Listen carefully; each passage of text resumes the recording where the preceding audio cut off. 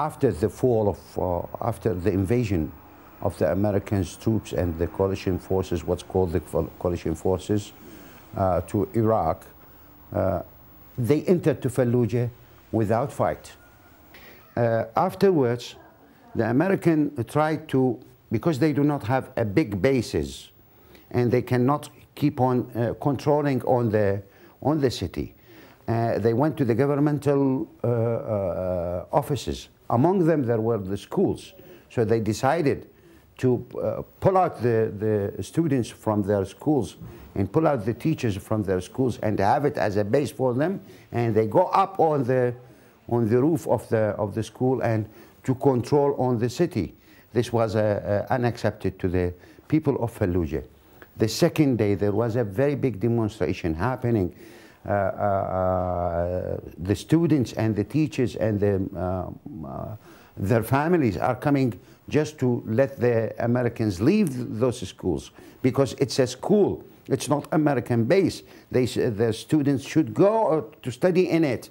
The Americans stopped the studies in Fallujah.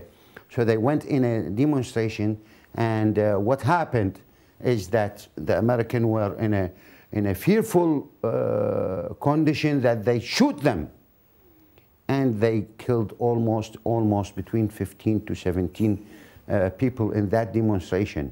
And then this raised up the whole condition in Fallujah. This raised up the hatred between the Fallujahs and the American troops. And there is a very big role of the Blackwater Company. The Blackwater Company used to give assistance or to help the American troops. There is a base outside Fallujah. It's Al-Habaniya base. They used it, the American troops used it, and it was under their control. And all of the ammunition, all of the food ration, all of the whatever they need is coming to that base. And it goes in its way to Baghdad, because it was the nearest base to Baghdad. So some of the people tried to throw some of those vehicles of the Blackwater with stones. The foreign contractors are trying to shoot some of the people who were throwing them with the stones. And this made a very big battle between the two of them, that they killed the people of Fallujah killed 4 of the Blackwater, and they burned them. And afterwards they hang them on the bridge. And this was the excuse to the American to make a big battle between them and the Fallujah. So after a full month of battle, and thousands of people were killed, and negotiations started between the people of Fallujah with the government of Iraq and with the American, with the invaders. They reached into a conclusion to stop the fighting. And then it was a ceasefire. So among those dead people, there were ladies, there were kids, there were old people, there were all kinds of people.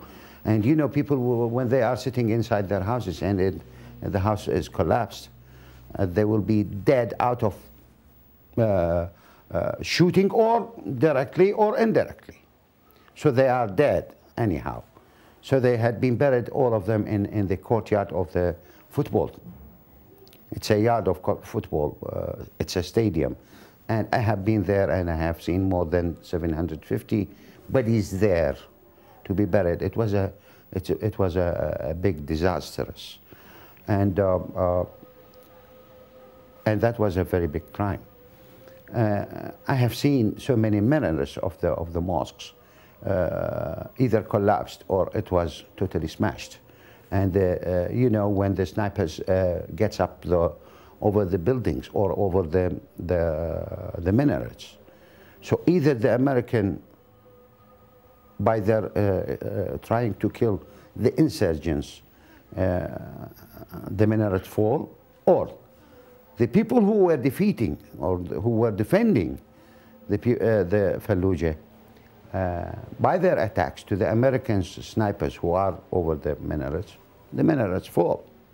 So most of the mosques in the city is totally either smashed or it was, what do you call it, collapsed. I smuggled, myself, I smuggled 2 American reporters inside the Fallujah, and they were not handling any IDs, and I wasn't handling any ID. When they ask me, where is your ID, I say, I am a taxi driver. I'm a taxi driver, I don't have an ID. And after checking my car, every single inch of my car has been searched. And this is to enter to Fallujah. And going inside Fallujah, seeing people, they are mostly without health care, they are without hospitals, they are without doctors, they are without water, they are without electricity. They cut the electricity for a month, total month, day by night by day, totally 24 hours cut. And no fuel, and no gasoline, and no electricity, and no water, and no nothing, and they do not have a shelter to live in, and neither a mosque to go in, and they cannot even clean themselves to go for praying. This is the condition which was Fallujah in after the second attack of the Americans. It was a total crime against humanity.